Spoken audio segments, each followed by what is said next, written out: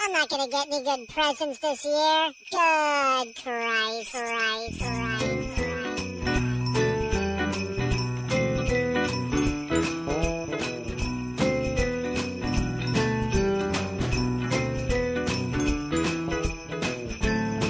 Santa's a jerk. Santa's not a jerk. I love Christmas. The Grinch was right. Fuck Christmas. Peace on Earth. Dude, let's eat Rudolph. Hey, what's happening? Mike Schmidt, 40-Year-Old Boy Podcast. It is exciting. It is December 2nd. We are into the final month of the year, folks. It's the home stretch of 2009, about to head to 2010. It's the end of a decade.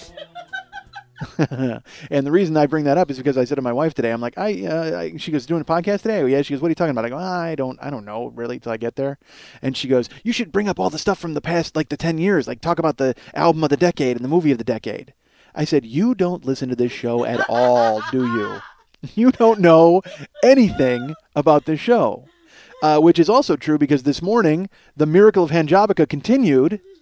And I said it to her. I said that exact sentence. I go, the miracle of Hanjabica continues. And she's like, what? I go, you don't know what that means, do you? She goes, no, but I go, good. I don't want you to know what that means. I'm keeping, because she hasn't heard the show. She didn't listen to the show about Hanjabica. She doesn't know what that means. It's so funny. Like, I want to do a shirt. We wanted to do a Hanjabica shirt. Mex, it was funny. Mex called me after he heard the show. He goes, dude, I already drew the shirt. And I go, dude, I had an idea for the shirt. Like, I knew exactly what it was going to be, and I bet you at home can figure out what it was going to be, but I don't have any Jewish friends to run it by to see if it's offensive. I have no idea if it is. I mean, the very concept of Hanjabica might be offensive, I suppose, but I don't know if the shirt itself is going to be offensive, but we're excited about it. God damn. I mean, it's like, Mex thought it was, he drew it, and I was like, dude, that's the exact idea I had, but now I have no idea if it's offensive. So if you're Jewish, write me and tell me if Hanjabica is offensive. I do have Jewish friends. I should say, look, I have, all my comedian friends, I know, but I don't want to bother them with that. Hey, ring, ring, how are you? Andy Kindler, I got a question for you as you're walking onto the set of the Letterman show. Nobody wants to be bothered with my fucking nonsense. Terrible.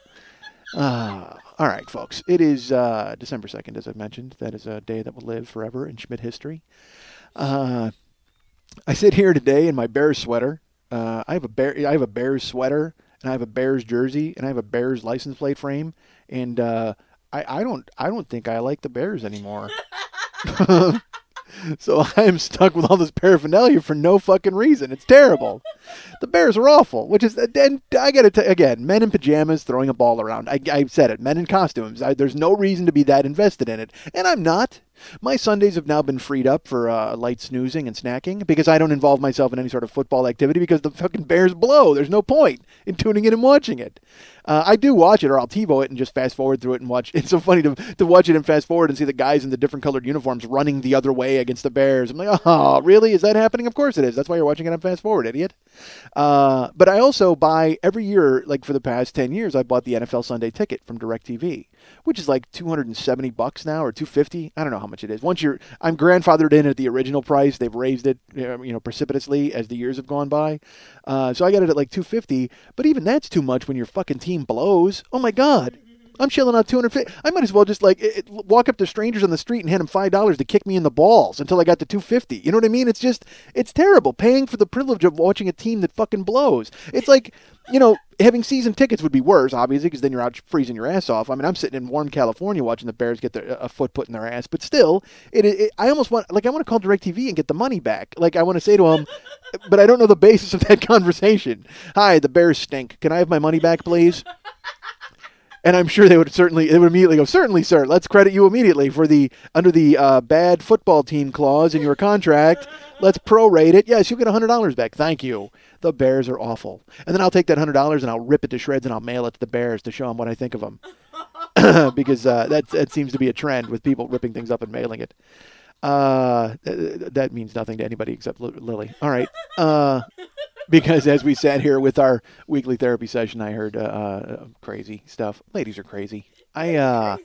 Ladies are absolutely crazy, and men are sort of crazy too. But ladies, holy God, are crazy. And women.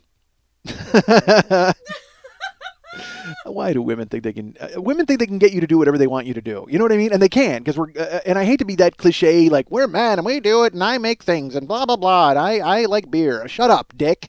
But I hate when women try to get over on you. It's like the worst feeling in the world because, if you don't think with your cock, you're and you're smart enough to see through it.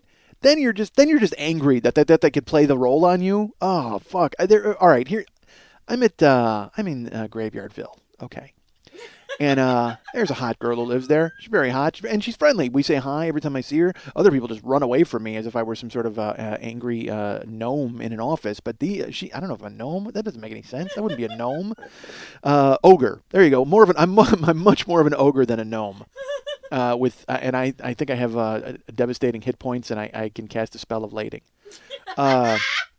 The spell of lading. You know what that was?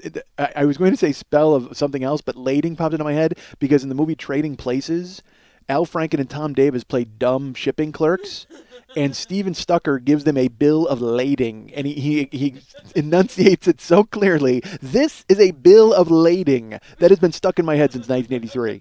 So 26 years later, I bring to you the spell of lading, which I think would be a spell that you would cast on someone to give them a written record of transport. I don't know why you would have a spell of lading, but I just did. I created one. All right, as an ogre or a mage. Perhaps I'm a mage.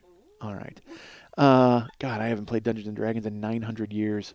Those are the days, huh, folks, when you were 14 in your buddy's room with a black light on, playing Dungeons and Dragons with glow-in-the-dark dice, listening to Rush 2112, trying to figure out the lyrics. Oh, my God, that was great. All right.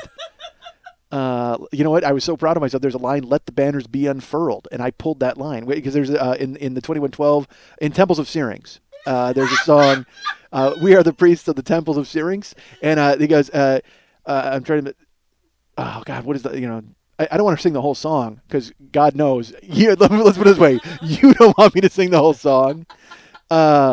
But there's a line where he says, "Let the banners be unfurled, hold the red star proudly high in hand."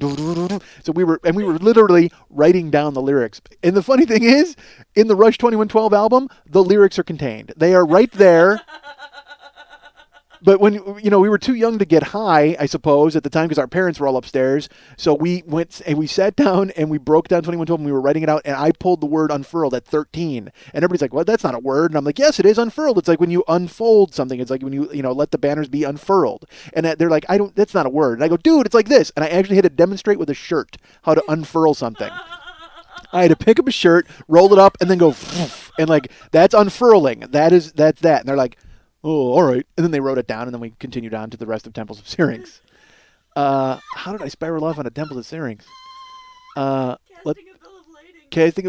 spell of lading, and then it led to I was in as an ogre with a mage. Oh, hit points in Dungeons and Dragons. All right, enjoy that run, folks, for no reason. So as the office ogre, I'm in there waiting, and there's she's really cute, this really hot little girl, and not little girl. Oh my God, that sounds awful. Yeah, she's 4. Oh my God, is she sexy? And how disgusting is that? No, she's like 22, and she's really hot. So she walks in the other day, and I go, "Hey, what's happening?" For our purposes, what can I call her that sounds like her name but isn't her name? Mark. No, that's not even close. I don't want to say her name. Sorry. So I go, "Hey, what's happening?" She goes, "Nothing." She goes, "I'm looking forward to flying home." And I go, "Oh, you're heading home?" She goes, "Yeah." She goes, I have to go to Kentucky." I said, "Oh, that's great." And it was about 2 a.m. I said, "Wow, when do you leave?" She goes, "Oh, I'm going to the airport. I got to be there at like 5:30, 6 o'clock." I said, "Oh, great." She goes, "Yeah. Have you ever called a cab?" That's how young this girl is. And I go, "What do you mean?" She goes, "Well, I don't know how you get a cab here." I go, "Well, you would probably put yellow cab into the internet and you would get a million numbers for cabs." And she's like, "Yeah, I don't know if I'm comfortable taking a cab to the airport. I mean, I've never really gotten a cab or anything. So I don't know. And I have to be there around 6. And I go, "Oh, yeah." She goes, "What time do you leave today?" And I go, "Well, I'm supposed to leave around 6, but I was a little late today. I might leave around 6:30, 7 o'clock." She goes, "Oh, yeah, so you'll probably be here when the cab gets here if I wind up calling the cab." And I go, "Yeah," because I see what's happening. Okay, she thinks because she's a hot girl, I'm supposed to trip on my dick and just go, duh, I'll take you to the airport, duh, because that's what they want, because they're used to that happening. They're expected to happen because they're hot girls and guys will do things for them, and it's true. I normally would if I wasn't married. Are you fucking kidding me? I would have been like, oh, you know what? I'll be happy to go ahead and take you to the airport. And by the way, is there any way Hanjobica can continue with you? Let me bring you the concept of Hanjobica. I would break that to her because, I mean, come on, you got to get a little something for the effort to the airport. Airport ride? That's worth a hand job, right? Isn't it, from a stranger? All right, so she's not even a stranger. I see her all the time. We say hi, we're friendly. I don't think I'm out of line there. And she only has to use one hand. Let's put it this way: we're go one hand. I don't need a two-hander. I don't need any. That's fine. One hand, even while I'm driving. I don't care. I'll fuck up my steering wheel. Let's do it. I'll get I'll go ahead and take care of it. I don't think I'm out of line for asking that, but I didn't really ask that. But anyway, she's but that's if I wasn't married. Like if I was a young guy, forget about it. Again, I would have leaped over the desk and offered to pack her fucking bags just to get her in my goddamn car, just so when she got out, I could smell her for the next 4 days. You know what I mean? But now I'm like an old married guy, so I'm like, no offense, I know she's not gonna fuck me, so there's no way I'm taking her to the airport. It's just not gonna happen. But she's waiting for me to offer. It's like this weird cryptic game, and then she's just like, yeah, I don't know, maybe. I wonder how I could get to the airport. And then she's only going to the Burbank airport, which, again, I'm far too old to get off before the Burbank airport. Even if there's a hand job on the table now, that's only like a 10-minute ride. I'm sorry. It's going to take a little more effort than that to get me. If it was going to LAX, I'm sure she could, she could give me a hand job and we'd reach completion and I'd get her to the airport. But Burbank, no chance. We're going to have to involve other body parts. Even though none of that is on the table. Again, this is all in my fucking brain. None of it was even offered. It wasn't proffered. It wasn't even like she went, hey, I wonder how to call a cab, and then went, and put her tongue in her cheek and did a hand job. And it didn't happen. I'm just creating all this out of a whole cloth. But if it were to be offered, I would need much more than a hand job to take her to the Burbank airport because, again, that's not going to get the job done. So she just tries, again, she just sat there. It was an uncomfortable 2 minutes because I know she was waiting for me to offer it. I wasn't fucking offering. So she was like, with a little sigh. And like, you know what she did? I mean, literally almost like a little girl. She threw a cute Hail Mary. That's what she did.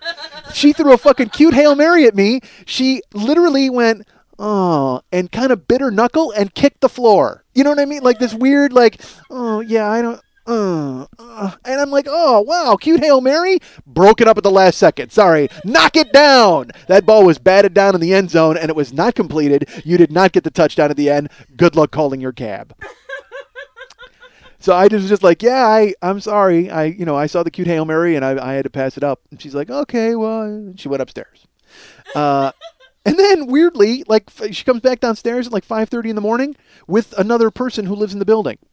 I don't know if she was waiting in the hallway to see anyone walk by, but because again, getting a ride to the Burbank airport is not that big a deal from where we were. It's only, like I said, it's a 10-minute, 15-minute drive. LAX is much different. Then you're looking at least 45 minutes round trip. So, she was able to snag a woman in the building who went, yeah, I'm heading that way anyway, so I'm just going to take her. And I'm like, great, good luck to all of you. And they split. But I hate that thing where chicks presume that you're going to do something. And chicks, listen, how rude am I? It's awful. Women, I don't know why. I mean, I know why women presume they can get you to do shit. It's just they can't all the time. When I was younger, absolutely. Forget about it. When I first started dating Karen, there was a girl named Michelle who was a comic in Chicago. And she met me I had just first started dating Karen, and then I was at the Comedy Club, and Michelle was there, and we hit it off. And she was doing a lot of, twirling her corkscrew curls with her finger and, a lot of hand on my chest and a lot of, hey, how are you? You're funny. Oh, you're new. I've never met you before. And it looked like, we were getting along pretty well. So I bought her a drink. We were hanging out there at the bar. And then we went out that night after the shows. And I should say I'm dating Karen at the time. Okay. So, but at the time, just dating. It's really early in our dating relationship. Too early for me to consider it a dating relationship, apparently, as I'm taking Michelle corkscrews out for drinks. So I don't know how that's going to work. That's going to play, but again, she's not going to find out. Nobody's going to find out, right? Until 12 years later when I tell it on a podcast. All right. And by 12 years later, I mean 16 years later. Because if this happened in 97, I'd be in a lot of fucking trouble because we were married. All right. So corkscrews is like, hey, we go to drinks and we wind up here. Every guy will identify with this. We wind up in the car talking. Yeah, that's right. Until like 5 in the morning, like that deal where it's like, hey, there might be a connection here. The only reason the guy is there is because he thinks he's going to get laid. That's the only fucking reason a guy is in a car talking until 5 o'clock in the morning with a girl he met that night is because he thinks there's a possibility of something happening. And again, she's been doing a lot of touching at the arm, a lot of hair flipping, a lot of touching my chest, and like very flirty at the bar. Like I put my arm around her once, and she like put her head on my shoulder, like all that kind of stuff is happening. But there's been no finish line. There's been no finish line. It's been all fucking carrot at this point. So we're in the car talking, and we're, like I said, hitting it off at 5 a.m. And then she's like, well, you know what, I'm going to take off. And I lived in Bolingbrook at the time, and she lived in the city in Chicago. And we had separate cars. So she's like, well, I'm going to go. And I said, okay, well, and she gave me her number, and I gave her my number. And she's like, I'll give you a call. I said, great. And she's like, so you're in town? I said, yeah, I live in Bolingbrook. And I went, I walked her to her car, and then she leaned in, and I thought, all right, is she like, this is aggressive? Is she going for the kiss? And then I kind of leaned in for the kiss goodbye, and I got a face full of corkscrews as she turned her fucking head and went right for the shoulder for the goodbye hug. Oh, it was awful. And I can tell you, her hair smelled terrific. That happened. But literally, like, she kind of leaned in, and I leaned in, and then she turned. Like, she went, like, a crazy U-turn, and boom, face full of corkscrews. So then I can't move, because I have to pretend that that's where my face was supposed to go. So I put my face, like, mouth right up to her ear, and I says, hey, I'll give you a call. Like, I'm like, what do you do at that point? Because my tongue is basically in her ear, because I swooped in. Like, she swooped in first, though. I went to meet her halfway, and boom, face full of corkscrews. So I give her the nice goodbye hug, and then I, tuck her in her car, and she drives off. And in my head now, my mind's racing a little bit because I'm like, all right, well, that came close. I mean, I've only been in town for a little while, so I'm excited. So this was on Friday night, and then I see Karen on Saturday, and I do my best. How was last night? Oh, good. Everything was great. That was fine. I certainly didn't put my face in a girl's hair. What? Shut up. No, I wasn't that, because at the time I was younger and I had a little game, so I mean I played it off. I was fine. But Michelle called me Saturday, and I was like, oh, okay, but I wasn't around to get the call, so I was like, all right, she called me, and so I was going to give her a call back on Sunday. So I call Michelle up on Sunday, and she's like, hey, you, which is, and you're like, oh, do you remember my name? God, I hope you remember my name. Wouldn't that be cool? And I go, hey, what's happening? And she's like, because I was doing an episode of the show, and and she's like, no, Michael, how are you? And I'm like, oh, and she called me Michael, which was really weird because, I was Mike on stage and Mike all night, but now I'm Michael. Women make that leap. Women go with Michael right away. Karen calls me Michael. She's like the only one. And my buddy Jeff, literally, that's the only two people in the world who call me Michael. What do you care? All right, so... I don't even. Why do I spit out this random bullshit that nobody fucking cares about? See, I hear from people all the time. They're like, you ought to tighten the show up. You know what? Maybe you go ahead and rein the show in a little bit, and because they bust my balls about it being long, and I bust my own balls about it being long, and then I go off on tangents like this that explain why the goddamn show is so long. But it's because there's no need to. I don't fucking know. And then I hear from people who want it longer. That cracks me up. Who the fuck wants this show longer? People will write to thank me sometimes, and I'll do like an hour and a half. They'll be like, oh my God, thank you for doing a 90-minute show, because I don't know if it made time fly by, or I don't know if they're using me to bake a cake. What if they're using my show to like cook something? Like they just put in the CD and it's like, oh, you know what? I know when you're done, it's time to flip the ribs. I mean, I have no idea how that works. So some people enjoy it. But other people have told me that I seem to be a little scattershot and I need to focus a little more. And as Lily said, you will never be commercially viable until you go ahead and make this show more streamlined. And I said, well, guess what? There's trouble afoot for all of us. You mean to tell me that there's no market for people to just sit there and listen to a madman rant for 90 minutes? That doesn't exist? What about your friend Spalding Gray, who I've heard so much about in context with my name? Didn't he do something like that? Well, yeah, but he had light cues and a table. So guess what? He's fucking victorious. He carries the flag, the champion flag, and I got nothing. I got no fading spotlight. I got no Carol Burnett with a mop. I got none of that fucking happening. God damn it. I just got a show that gets longer by the fucking minute, which I guess is how it works, really, when you think about it, quite frankly. Doesn't everything get longer by the minute? I think everything you do gets longer by the minute, doesn't it? Stupid. All right. So Sunday, I wind up talking to Michelle on the phone, and she's like, hey, you. And I'm like, hey, what's happening? And we're talking, and she's like, hey, what are you doing tomorrow night? And I go, well, I don't know. She wanted to know if I was going to the Funny Firm because the Funny Firm has shows on Monday night. And I says, you know what? I hadn't really thought about it, but now, yeah, I might be up for it. She goes, oh, so you'll be in the city tomorrow? I said, I don't know. I said, I wasn't sure about the firm. Are you going to the firm? And she's like, well, why don't you, I have a great idea. Why don't you come down to the city early and come to my place? And then we can go to the firm together. And I'm like, well, business just picked up. Yeah, you know what? That sounds like a possibility. I mean, I could probably do that. And meanwhile, I was supposed to do something with Karen on Monday. So now in my head, I'm just like, well, that's fine. I'll just tell her I'm doing a show and pray to God that she doesn't want to come and see that show. So Michelle's like, yeah, could you come over? You can come over like real early. Like we could have lunch and then and maybe dinner even before the show. And I'm like, well, how about breakfast? I didn't say that, but in my head, that's literally my cock is like, here, give me the phone. I mean, it's like he wants to talk and negotiate terms at this point. He's not concerned with lunch or dinner. He's skipping right to fucking breakfast after some serious headboard bouncing. Like he's just excited to be involved at this point. He hasn't been unsheathed since California, at least not with another person. So he's excited. He's just happy to get somebody else in the mix. All right. So I say to Corkscrews, I'm like, all right, well, yeah, you know what? That sounds like a plan. Maybe I can come down a little early. We'll go to lunch. You got a place by you? She's like, well, here's the thing. She goes, if you come down in the morning, you can help me move.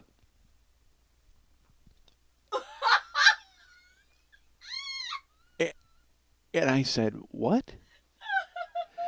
She goes, yeah. She goes, I'm moving tomorrow. I'm moving. Like I have to be out of my apartment, so I'm moving to another apartment. It's close by. It's not far. I'm gonna get a truck. Maybe you and I could go pick up the truck in the morning, and then I figured you could come by. We could go ahead and move, and then go have lunch, and then go to the show. And my cock looks up at me and goes, here, you take the phone. Because I know now that there's no interest at all in me with my silk jacket and funny jokes. There's no interest at all in that happening. Literally, Corkscrews just wants me to come down to Chicago, and she thinks because she touched my chest and touched my arm and flirted with me, that I'm going to fucking drive down there and help her move. So I'm at her house. No,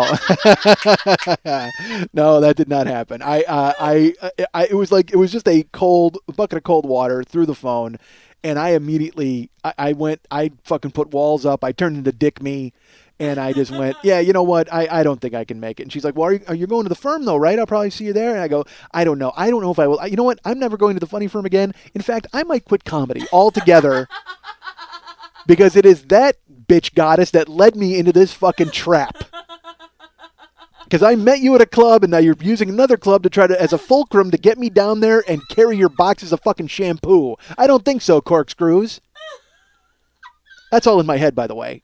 On the phone, I'm just like, well, I don't know if I don't, because I'm quite literally fucking flabbergasted and disappointed. Because again, if you get on the phone with a hard on, you expect to keep it at least to the end of the call. No, I wound up. It went away, and everything went away.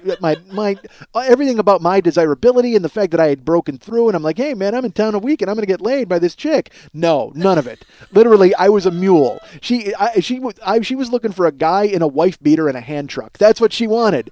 She didn't want me. She wasn't concerned with specific me. She didn't care about my magic or my linguistics or the things that I brought to the table. All she cared was she probably flirted with the biggest guy that night. That's probably what the fuck it was. Because she's got an armoire that's really fucking heavy. So she's like, well, fuck that guy. I'm going to need to have him buy me a drink. I mean, seriously, that's the way it was. I wasn't funny. I wasn't good looking. I wasn't charming. I was just a moose. That's what it was. She was like, you know what? I need to find the guy here who can carry my Davenport. Did you know the 4-year-old boy thinks he can fly? Hello, I'm Mike Schmidt from the 40-Year-Old Boy podcast. You know, a lot of listeners have written me and said, Mike, we really admire the way you carry yourself, and we wish we could react in situations the way you do. Well, now at Mike Schmidt Online University, there are classes you can take to learn how to react just like the 40-year-old boy would. Classes like how to sleep through a robbery, eating pie for speed, and how to tolerate a clown. Take these classes and you too can live your life just like Mike Schmidt, me, the 40-year-old boy does. Thank you.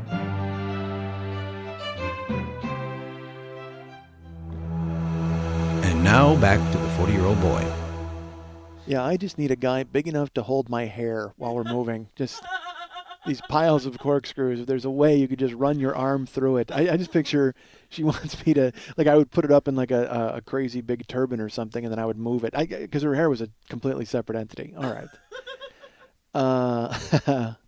So Thanksgiving was fun. I had a good Thanksgiving. How was your Thanksgiving? How'd the hobo thing turn out? Was it good? Wonderful. Good, I'm glad. Were there any actual hobos who turned up? No. This is weird to talk to when you don't have a microphone. I'm sorry, everybody. That's not nice. I don't, I'm curious because I was wondering. I haven't talked to Lily all week because I've been very busy. We've both been very busy. She spends like 2 whole days she's building a sleigh. I mean, look, she's very busy.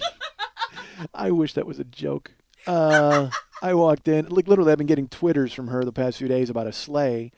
And I'm like, all right, well, that's got to be some sort of euphemism for a sex chair she built. But sure enough, I walk in and there's a fucking sleigh in the living room.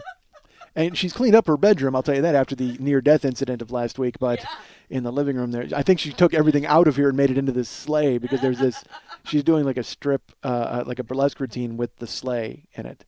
And what song will you be doing? Sleigh bells ringing in. You should do that because then you can ring your nipple bells. I like this plan. Let It Snow? It's, Let It Snow by Okay. Let It Snow. All right. But you need you'll wear bells in your nipples so you can make the noise. I have big bells for the front of the sleigh. Well, like I said, you got big bells for the front of the sleigh. That's fine. I know you've got big bells. That's no secret. Quit bragging about your big bells. All right. I'm not going to help you move. I don't care how big your bells are. I am not moving your chifforobe. I couldn't think of a thing to say. Like I was trying to think of like another piece of furniture, and I'm like, well, I already said Davenport. What else is funny? And then she says, what about busting up a chifforobe from To Kill a Mockingbird? I'm like, okay, movie historian. I guess I could do that. I guess I'm now the Boo Radley of podcasts. Scout.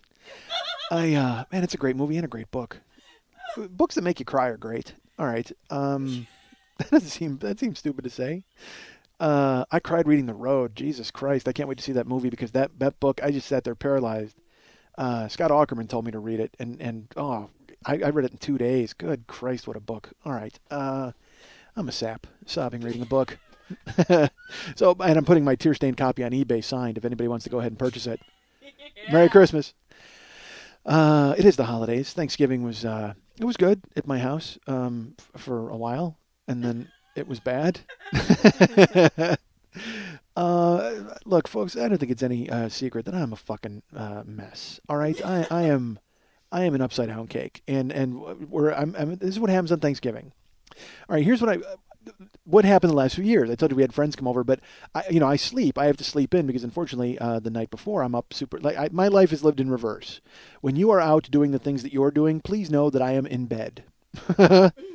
And then when you are in bed, dream of me doing what I'm doing because I'm awake. I live life. That's why I'm an upside down cake. There you go. That's more apt than I thought. That little analogy, that works perfectly. I got pineapple on the bottom, folks, all day long. So. That sounds awful. I'm sorry. But I do love pineapple. All right. So, again, streamline the show for public consumption, idiot. I don't want the public to consume this. I just want you folks to like it. All right. You're not the public. All right. You're my public. That's who you are. We are one. You're general public. That's who you are. So I'm going to show you a little tenderness right now with the rest of this podcast.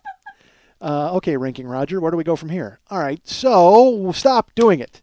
You know what? I'm just going to save that for later. Come on, general public. Look at that, folks. Look at the fun we just had with general goddamn public. Oh, run away.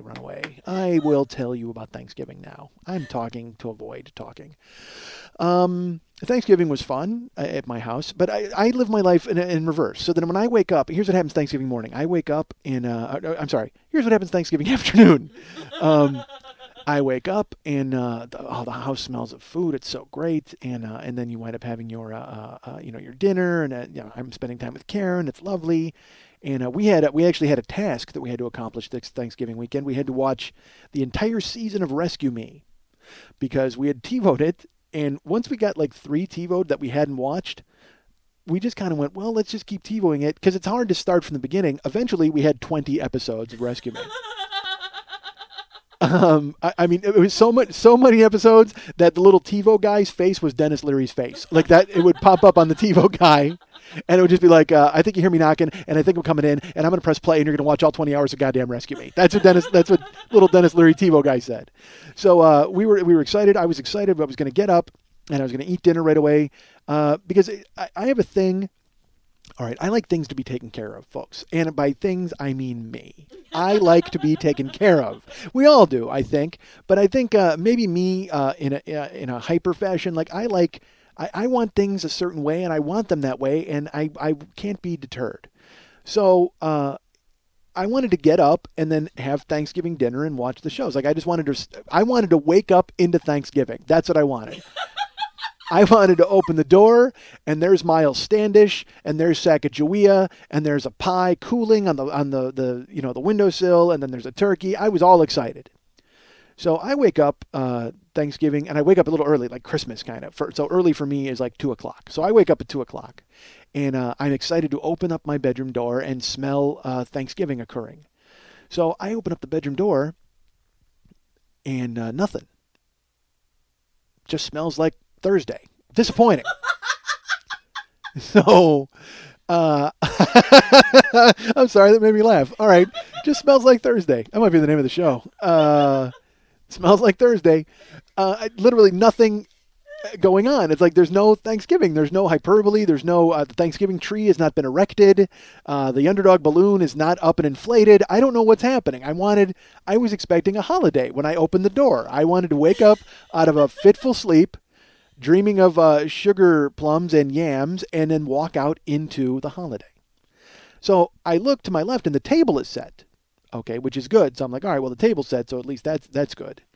And I see Karen. She's like, oh, hi, and she's really sweet. I love my wife, and she gives me a kiss, and I'm like, hey, what's happening? And I don't say anything because you can't say anything, folks. You know this, right?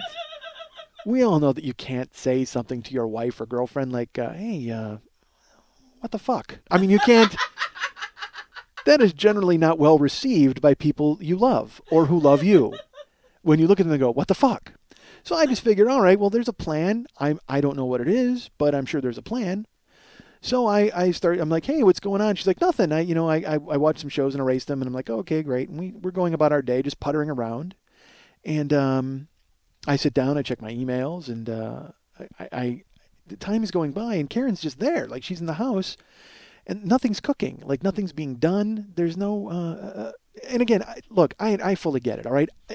My fucking ass isn't doing anything, all right? I'm not proactive. I didn't go in and carve something or cook something or do anything, because I think I made it very clear that's Karen's business. That's Karen's side of things, because she doesn't even, she usually doesn't want, I'll offer to help. I always offer to help. I do the dishes. I take out garbage. I do all those things, but I'll offer to help cooking, and she'll be, because our kitchen is small, and she'll be like, nah, we're okay, because inevitably I'm bumping into her and going, hey, did you really want to cut that celery that thick? Don't you want to cut it a little thinner than that? I mean, I'm awful. I'm an awful person. So I'm sitting there waiting for Thanksgiving to occur. I'm just waiting for it to happen, and the oven's not on, like nothing's being cooked or prepared. I mean, like I look over, and she was making special recipes. She watched about 6 months ago. We happened to watch. There's a guy named Tyler Florence on the Food Network, and he'll have like Tyler's Ultimate blah blah blah. And we watched it, and he had an Ultimate Thanksgiving. So he made a turkey breast, and he made like cornbread stuffing with it, and then he made a homemade cranberry sauce, and he made these grainy mustard mashed potato, whatever. So Karen's like, I'm gonna make all that for Thanksgiving. I'm like, great, if that's what you want to do, that's cool, I'm for it. So when we went shopping the night before, we bought all the stuff for that. She had recipes, she had everything, and she didn't have her recipes, and this is what drives me fucking crazy. We went shopping on Tuesday night for Thanksgiving Thursday, and she didn't bring the recipes with her. She brought a list of stuff, and I go, did you go over the recipes and make sure that you've gotten everything that you need for the recipe? She's like, oh, it's fine, I'll remember it. And I'm like, oh my, so that, the entire shopping trip, now I'm fucking bananas, because I need, how hard was it to grab them and bring them? And then you get a little check mark right next to everything you needed, and then we're done. And again, that's just me micromanaging and trying to fucking control her. I get that. I understand that. That's who I am, and I'm trying to stop fucking being that guy. But so we're shopping the whole time, and I'm like, all right, do you need any, like, sage? Like, I mean, I don't know. Because Thanksgiving smells and tastes like sage, so I'm sure we need sage, right, at some point? She's like, yeah, I could use some sage. All right, so I grab some sage, and then I'm like, do we need rutabaga? What do we need? Anything. Tell me what you need for these recipes. And we get the groceries, and then on the way home, she's like, oh, yeah, I didn't get the frozen cranberries, and I didn't get this. I'll have to get them tomorrow. Oh, fuck. All right, fine. I knew it. I knew you were going to forget something. But it's not her fault. They were out of frozen cranberries. But still, she didn't forget anything. I don't know. Again, it's just me. I'm fucking crazy. So I wake up, and again, I'm in the house, and I look, and there's the cornbread on the counter. It's uncrumbled. It's supposed to be crumbled into a stuffing. Everything's wrapped. Like, everything's still wrapped. The turkey is still in the fridge. Now, mind you, we're not making a full turkey. All right, my wife's making a turkey breast this year because that's what Tyler did. He made a turkey breast and he wrapped it up, kind of rolled it up with the stuffing inside of it and seared the sides, and then he bakes it. Normally every year we make a whole turkey, so I think we all know that the production behind that. You got to get up at 5:30. You got to unwrap it. You have to pray that it's thawed. You have to poke your finger into it 100 times to make sure that it's thawed. Then you make the stuffing and you stuff it. You put it in the oven, and then it cooks for like 14 hours, and that's why the whole house smells like sage, and it's awesome. But this time, since she's doing this truncated recipe bullshit, I wake up and there's no Thanksgiving. It's all on the countertop. Thanksgiving it has not been assembled. There is some assembly required for Thanksgiving, folks, and I can tell you right now, assembly had not occurred. I just wake up to a bunch of fucking Thanksgiving parts. What the fuck is that? I want a fully assembled Thanksgiving that I can take out of the showroom and enjoy. But no, I got to deal with a fucking Thanksgiving puzzle. That's what I got. I got a goddamn Thanksgiving puzzle spread out with the directions pinned to the fridge because she certainly didn't fucking take it to the store to figure out what she needed to get. So the instructions for assembly are on the fridge and everything else on the countertop, and I'm getting a little antsy. I'm not going to lie to you folks, because now it's like 3 o'clock, 3:15, and I still don't have my Thanksgiving that I want and deserve, quite frankly. Because, again, I'm a fucking mess. I know none of this is true, okay? This is firmly, deep-seated childhood bullshit, abandonment, take care of me nonsense, and I get that, okay? So finally I'm sitting there, and Karen's there, and she's just smoking. Like, I don't know what she's doing, but the table's set, no Thanksgiving. And finally I said, hey, do you plan on cooking anything today? Is that happening? Or because I've spent an hour and a half avoiding it. Okay, like just kind of gently being, again, it's just Thursday. Smells like Thursday in my house, and she's just smoking or she's reading or whatever she's doing, and I finally go, hey, are you planning on cooking something today? And she goes, yeah, I'll get to it eventually. And here's the thing, my wife is a champ. Okay, because she's put up with me and my fucking bullshit for almost 20 years now, and so she kind of knows how to handle it. She's got a whip, she's got a chair, she knows exactly when to pull them out. But I know I shouldn't do this because, again, she's the best friend I have, but there's things inside of you that you can't control sometimes. They just show up. I'm a guy who, like I said, I enjoy chaos, and sometimes it's of my own creation. All right. So she's like, I'll get to it eventually. And I said, eventually? Like when? Next fucking Thanksgiving? Like I go from 0 to 60 in a second because it's all coming out. It's all my childhood. Like I said, Thanksgiving to me is about family and about being together and the smells of the house and all that. And the fact that it's not like all the specialness has been wrung out of this day by me. I wanted to wake up and smell Thanksgiving. Where did it go? Why isn't it there? And she goes, well, Michael, it doesn't take that long. And I go, it doesn't take that long, but you know what? We planned on eating, because she had asked me when I wanted to eat. I said about 3 o'clock. Well, now it's 3:30. We haven't even started fucking cooking. And I said that. I go, look, you asked me when we wanted to eat. I said 3 o'clock, and now it's 3:30. You haven't even started cooking. She goes, it doesn't take that long. I go, what the fuck do you mean it doesn't take that long? You've got 4 side dishes plus a turkey that you're supposed to cook and bake. You haven't even started preparing it. We're not even going to eat till fucking 7. That might as well just be dinner. That's not Thanksgiving. That's just fucking dinner. So there is no delineation between Thanksgiving and dinner, but I don't care. My crazy fucking brain thinks that there is. Because I wanted to wake up at 2, smell parsley, sage, rosemary, and thyme, and then sit down and eat it. That's what I was looking for God's sakes. And I was assured, I was promised a Thanksgiving. Holy God, where did it go? So I immediately just jump all over her. I mean, and she's just looking at me with these eyes like, dude, like, I'm that guy. I'm cliche guy is who I am. I'm cliche Thanksgiving fight with the family guy. And I've never wanted to be that guy. I've had uneasy Thanksgivings in the past. One time I'm at my fucking aunt's house. I told you we always used to go to my aunt's house. Well, we go to my aunt's house and my mom, I think I might have even mentioned this on here. If I have, I apologize. But one time, there's like 15 people at my aunt's house, and we're all getting food, and my mom is making sure everybody is fed. All the kids, everyone. I did talk about it. Okay, yeah. So the bottom line is my mom finally got her plate of food, went to sit down, and my Uncle Ray goes, "Hey, Pat, you look like you put on weight." And my mom stood up and went over and scraped every single ounce of food off of her plate into the appropriate chafing dishes and went downstairs. Like she aborted Thanksgiving at that point. So it's in me, okay? It's in me to fuck up Thanksgiving. I've just been able to fucking tamp it down underneath pounds and pounds of turkey all these fucking years. But now I just vomit anger all over Karen for no reason other than the fact that I'm feeling disrespected and I'm feeling like a child who didn't get what he wanted. So I fucking launch it at Karen, and she deals with it. She just sits there, and I go, seriously, fucking look, I go, you got to make stuffing, you got to make fucking broccoli, you got to make turkey, you got to make all of this stuff, you got to make fluff. And she's like, fluff takes a minute. I go, I don't care. The whole point is none of it's done. What the fuck? And my wife goes over, gets her purse, and leaves. Just left. And it's funny, she leaves, the door closes, and I'm like, all right, well, she just went out to cool off. I'm sure she's just in the courtyard, and eventually she's going to come back in and cook my turkey, right? That's going to happen. So I can't wait. And look, I get it. There's a recipe on the fridge. If I want it so fucking bad, I can fucking make it anytime I want. I'm not crippled or handicapped. I know my way around the kitchen. I could very easily go in and start all this food. But instead, I'm just going to sit there in my fucking boxer briefs and my Spider-Man pants and just be like, God damn it. So she's out there. I figure she's just cooling off. Nope.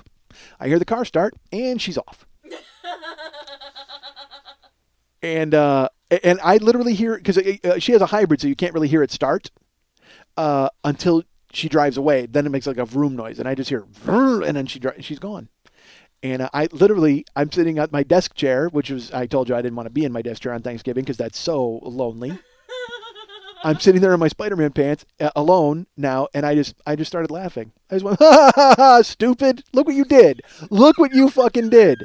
Because I very clearly know it's what I did. Again, folks, I can't help it.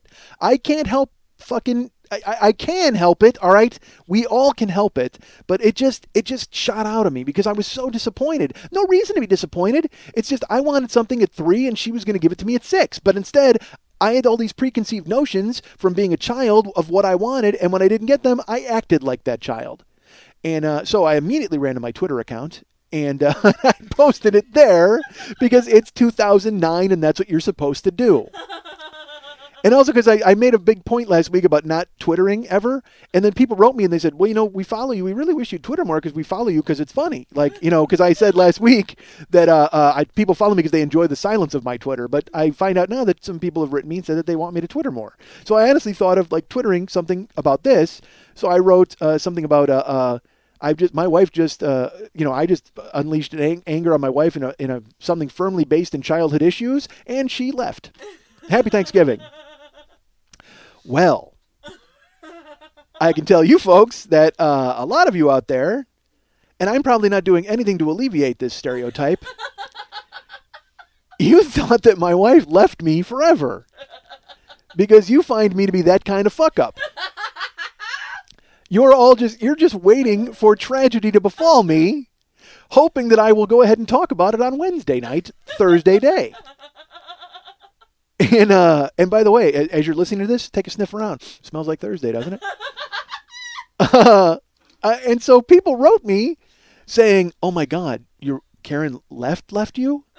And people wrote it on my Facebook page or wrote me on email and also on Twitter. Like, so there's a listener to the show who wrote me and he's like, "Hey, are you okay?" Like literally like reaching out. And I got to tell you, I know I connect with you guys on a more intimate level than a television show does because I'm in your ears or I'm with you at work. And I do appreciate that. Thank you so much for reaching out. But at the same time, like I wrote to some people, I am not nearly pathetic enough to Twitter that my wife has left me. And as I was typing it, I actually thought to myself, you know what, this is going to be weird. Like, this is going to make people think something bad. So I actually put Happy Thanksgiving at the end with an exclamation point, kind of to be like, wink, everything's fine, sort of. But no, people sure fucking thought that she was gone, man. And like I said, very nice of you. Thank you. No, nobody wrote me and said, serves you right, you prick. Nobody did that. thank God. But everybody wrote out reaching out, but it also made me sad because I thought that I would fucking Twitter that or put it on my Facebook page. Looks like my wife has left me, everyone. Wowsy, wowsy, woo woo. Period. No. And it's funny. I was telling Lily this, and I said, and she goes, well, people are rooting for that for you. And I go, no, they're not rooting for bad things to happen. I said, maybe they like it when it happens, or they like hearing about it, but it also probably makes them uncomfortable and weird. But at the same time, they reached out when they thought bad things had happened. So I received a ton of people writing, and so everything's fine, folks. I guess I sort of believe that. Maybe you are rooting for bad things to happen. But not all the way. Like, I think the only reason people don't want me to die is because I wouldn't be able to tell the story of how it happened. I mean, I think that's the only, like maybe you're like me and you're rooting for chaos and you want me to die, but you'd be like so disappointed that you missed out on my description of it. Maybe that's probably presuming too much. You don't like me that much, But I gotta figure that that's it. The only reason people don't want me to die is because I wouldn't be able to tell the story of how it happened. This is The 40-Year-Old Boy on the Mike Schmidt Podcasting Network. We'll be back after these messages. Children love the Island of Misfit Toys. Here come some kids now. Hey, Mr. Man, you got GI jerk-off? Yes? I want a wee spit. How about a turd puppet? Certainly. Do you have cinnamon eye drops? Well? You got fat baby fall down? I'm not... I want a what's in my turtle toolkit. Okay. I need befoul my unicorn. Sure, Do you have electric soap? Yes, of course we do. Right here at the Island of Misfit Toys. The variety never ends. A subsidiary of MikeSchmidtComedy.com. So I realized that I didn't really wrap that up.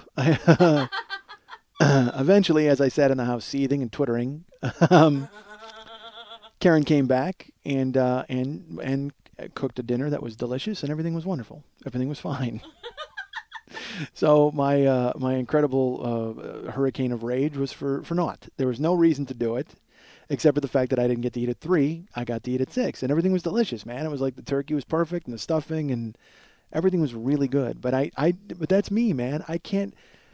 I knew it would be. I mean, I knew she wasn't going to not cook. It was just, I want to be taken care of. And that's horrible. It's a horrible thing to say as a 42-year-old man. But it's like, sometimes you just wish, and she does. That's the thing. It's like, I'll go to bed on a Sunday and I wake up and all the laundry's done. Oh, great. It's like the magical laundry elves showed up and they took care of everything. No, they didn't. It was my wife who works a full-time job during the week. And then on the weekend does fucking 7 loads of laundry while I sleep. Oh, what? And so she had no reason to get... I'm an idiot. I know I'm an idiot. I can't leave well enough alone. Okay? I can't leave well enough alone. That's who I am. I don't want to be that guy. I want to change it. I want to fix it. And I'm sure I'll fix it someday, right? Yeah, sure me. Write me an email. Tell me I'll fix it. No, don't write me an email. Idiot soliciting that. Oh, terrible. Oh. But you were all nice enough to write and see and make sure that everything was okay. And yes, everything is okay. Everything turned out to be fine. We watched all the Rescue Me's. We finally finished them last night. And I must say that it was worth watching. I will tell you, watching 20 in a row, you start to see, holes and plot points that kind of disappear that when they shouldn't. You're like, where did that go? Why did that disappear? But still brilliant and a great ending. So we loved it. So there you go. I love it. I think, I would call it top 5 shows on television. And certainly top 5 acting ensembles, because I'll tell you what, the ping pong that those guys do and the way they're able to finish each other's sentences and kind of just be so quick on the draw, it looks like it's all really happening. It looks like improv, and I don't know how they do it, but they do it really well. It's amazing. All of those guys, because they're all real actors. That's the thing. It's like, I mean, I can talk out of my ass like this, but I mean, if I got into a scene with guys, I'd be, I wouldn't know what the fuck to say. I need lessons. All right.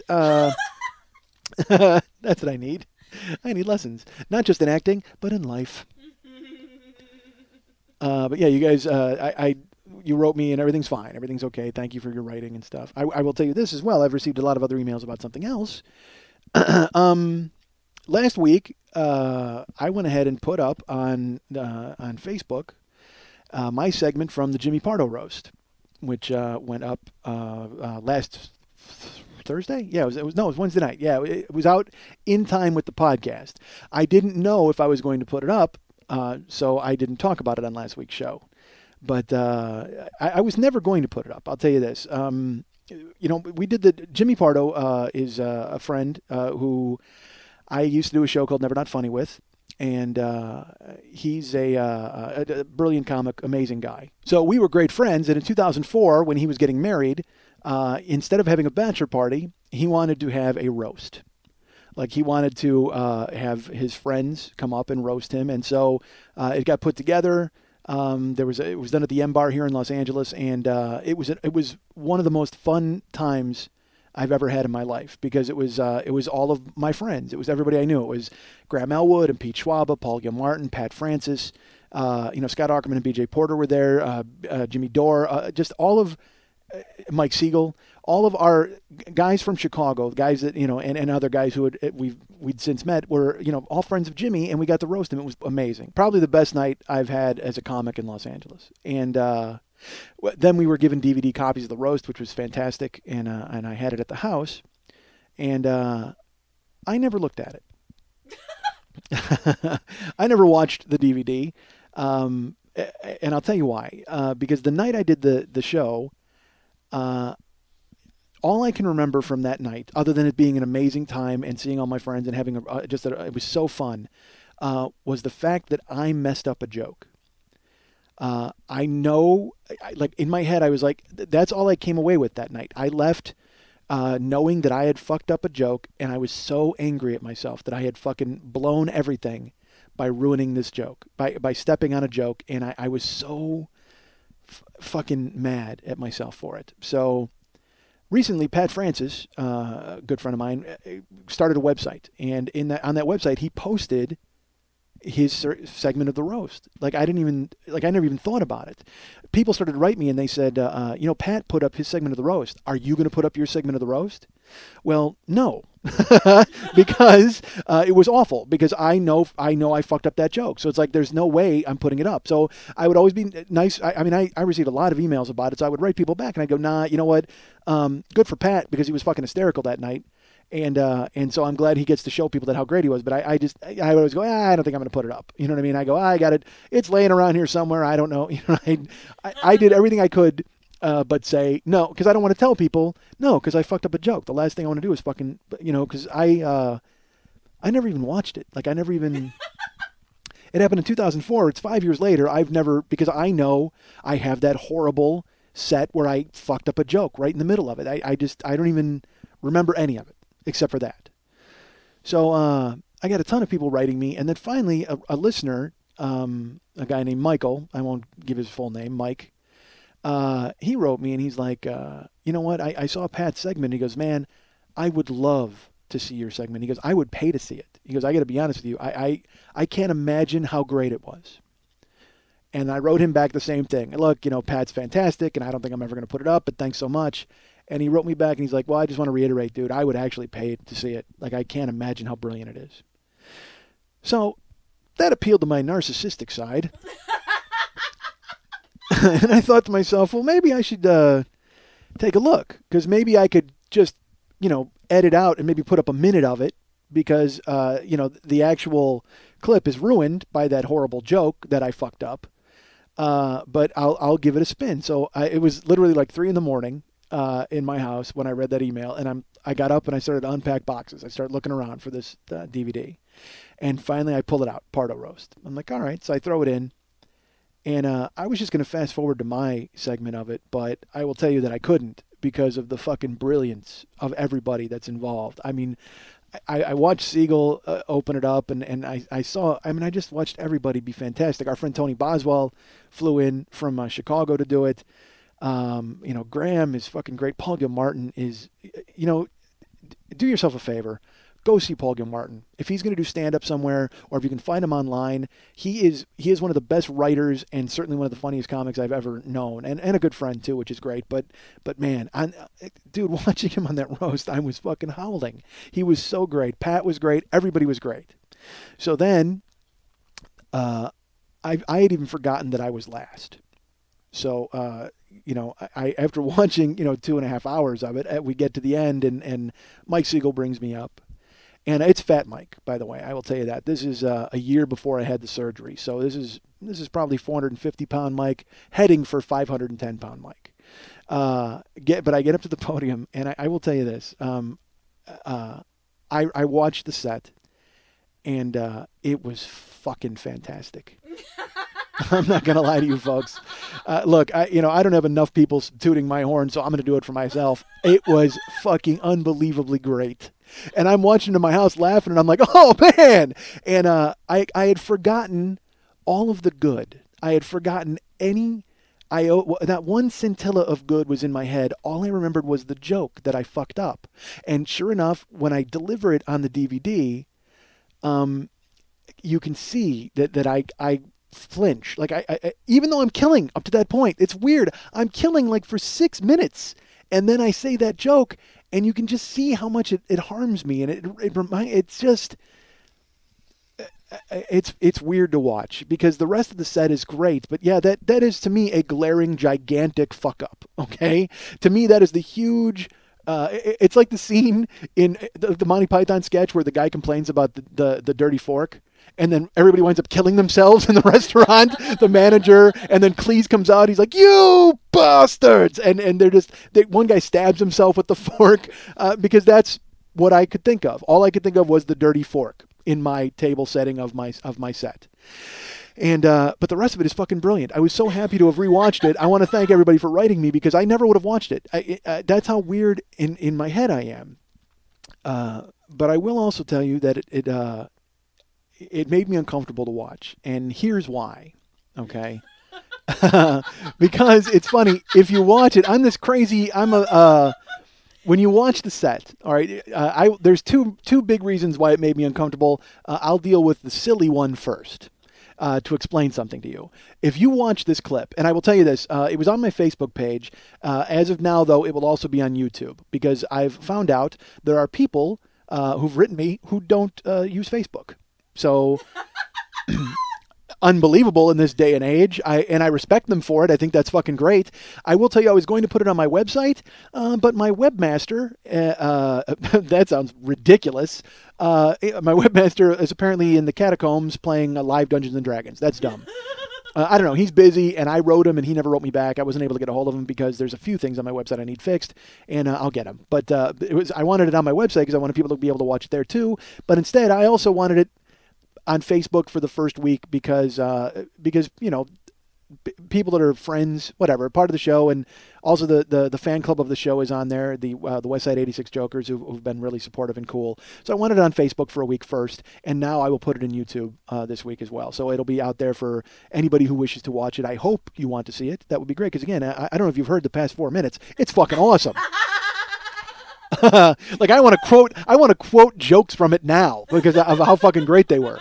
Because I'm that much of a narcissist, and watching it made me sad also this ridiculous reason because I haven't done stand up in so long, and it made me want to do it again. It made me want to go and be funny in front of people again instead of in front of Lily, who's very nice. And certainly does yeoman's work in her laughing, makes it sound like there's a crowd. She laughs like 10 men. But I need to go play for 10 actual men. That's what I need to do. I need to do an actual set for 10 actual men. All right. But she's been very kind in indulging me, and that's nice. But it made me uncomfortable to watch because if you watch the clip, I want you to watch every time I deliver a joke. Because I will deliver a joke, and then I will deliver the punchline, and thankfully it will get a huge laugh. And then I will do this thing where I will lean backwards and laugh. Okay? When you watch it in the clip, I look like Boss Hogg. Like the most embarrassing, check me out, how great was that joke? Gotta lean back and bask in the applause and smile and laugh. It's horrible because it looks so arrogant because after every joke I deliver a line and then I lean back as people laugh. I'm like, and almost like I'm going, yeah, I'm great. Okay. Uncomfortable to watch because I will tell you people, the reason I'm doing that is because I am in constant pain at that weight. All right. Standing up and doing stand up at 500 pounds, even standing for 15 minutes is a chore. So if you don't believe me, go get two of your 200-pound buddies and have them jump on you. Which would be weird because it would mean you weighed 100 pounds. That seems strange. That math didn't work at all. Who am I talking to? Young ladies? Spinners? All you spinners out there, get a couple of dudes to jump on your shoulders and then do a 15-minute stand-up set. And try not to pour sweat all over yourself and make sure your back doesn't fucking explode. All the discs in my back, literally, if the sound was any better, you would have heard all the discs just creaking and waiting to go. Because every time I would do stand-up, I was always risking injury. So when you watch it, I look like an arrogant asshole who's basking in his glory, but in reality, I'm trying to straighten my back out every time I lean back because I'm in constant pain the whole time. So I want you to realize that. That made it uncomfortable to watch. Even I was going, you asshole, why are you doing that? I know why I'm doing it, because again, I could barely fucking stand. You watch me when I make my way back to my seat. Like I'm just like kind of meandering, and Graham goes to shake my hand, and I'm tottering. The entire dais is at risk of being destroyed at any moment. Like I'm ready to hit the fucking ground. So then that was really uncomfortable to watch the whole set. And also I'm waiting for that one blown joke in it. And then when it shows up, I'm like, it wasn't so bad. But that's who I am as a person. I'm the kind of guy who, when this show is over, when I leave, I tell Lily, make it funny. I want her to do what she can to make the show funny, because I'm a mess. I get that, all right? But I'm not that much of a mess. I'm torn between being incredibly self-deprecating and incredibly fucking confident. I don't know how to explain it. I really love me, but Jesus, do I fucking hate me? And it's just a weird thing to be. Like, I think I'm great, but I also can't understand why anybody else would care. I don't. That's who I am as a person. And in addition to not being able to leave well enough alone. So that made me really uncomfortable to watch. But I will also tell you this that made me uncomfortable is if you watch in the very beginning of it, when Mike Siegel brings me on stage. All right, I told you I used to do Never Not Funny with Jimmy, and we were great friends. And if you watch this clip, you can see why we're not friends anymore. You can watch the first 5 seconds that I'm at the dais. Watch the interaction between me and Jimmy. Now, and this is before Never Not Funny. This is a good 2 years, maybe 3 years before our friendship before everything went south. Okay. But if you watch it, you can clearly see why. Because I get to the dais and I look down at Jimmy. He's there. He's writing. This is his night. It's his night. And I'm so uncomfortable in my own skin that when I get to the dais, but I meant it as a joke. I truly meant it as a joke, but it comes out, I can see where I come off like I'm attacking. And I wasn't. I wasn't, but my size, coupled with the way I say things, tends to rub people the wrong way, I suppose. And I get to the dais, and I look at Jimmy, and he goes to write something down, and I go, "What are you writing?" Like, it wasn't even... There was no fun in what I said. It's because I was so nervous about going up and going last and following everybody. I lashed out. I know I did. I didn't mean to, but that's where I was at. So I go, "What are you writing?" And he goes, "Nothing." And he completely nothing, puts the pen down, and I go, "Uh-huh." Like, it's this weird, who's this asshole who just showed up? I'm so sick when I see it, because I see what I am and what I used to be. But I guess what I still am to a certain extent. And I don't want to be that. It was brutal. I mean, I'm not going to lie to you. It was brutal. I can tell you folks, it's no fun being confronted with who you are. I can tell you that. And I've been confronted with that many times. I mean, Christ, when I was still on Never Not Funny, Jimmy and I, I've lost track of how many meetings we had where he had to basically sit down with me over tacos and go, "Dude, what the fuck?" You know what I mean? But I owned it. I own everything that I did. I was, with Jim, I was a fucking vampire. Okay, I'm not gonna lie to you folks. I would. The only reason some of you are listening to me is because of Jimmy. The only reason people know who I am is because of Jimmy. Jimmy, he went out of his way to do tons. I mean, as much as he possibly could. He tried to get me in with his agent twice. He took me on the road with him and got me into clubs that I never would have gotten into unless if it wasn't for Jimmy. And I took all of that for granted. All of it. I wanted more and more and more and more. There's an example that's funny. I told Jimmy once, after everything blew up, we exchanged some emails, and I sent him a long email apologizing for who I am. Let me tell you, folks, that is a tough email to write when you have to write somebody and go, sorry, I'm me. I mean, especially when that person has done everything that they could to try to understand who you were and help you. And all you've done is collected that help with a smile on your face and asked for more help. Don't do that, folks. Don't be that guy. I can tell you that guy's not very comfortable. But there was a specific incident that I remember and I told Jimmy in the email, Jimmy got to go to England, and he got to do stand-up in England. And he went and he did a show called The World Stands Up, and he fucking crushed it. I didn't get to see it, but he came back from England. He was so happy. Like he just, because it could not have gone any better. And I was, so proud of him because then, as now, above all, I root for Jimmy. Okay, I root for him because he is still the most talented, the funniest guy I've ever met in my life. And just, I was so excited for him to get England, and I said to him, I go, hey, are you going to wind up playing over in England? And he's like, I don't know, man. I we'll see. But I mean, the show went really well, and there were some people over there who had interest in him, and they liked him. And I was like, dude, I would love to go to England. Well, who the fuck said anything about you, pal? I mean, why the fuck are you going to England?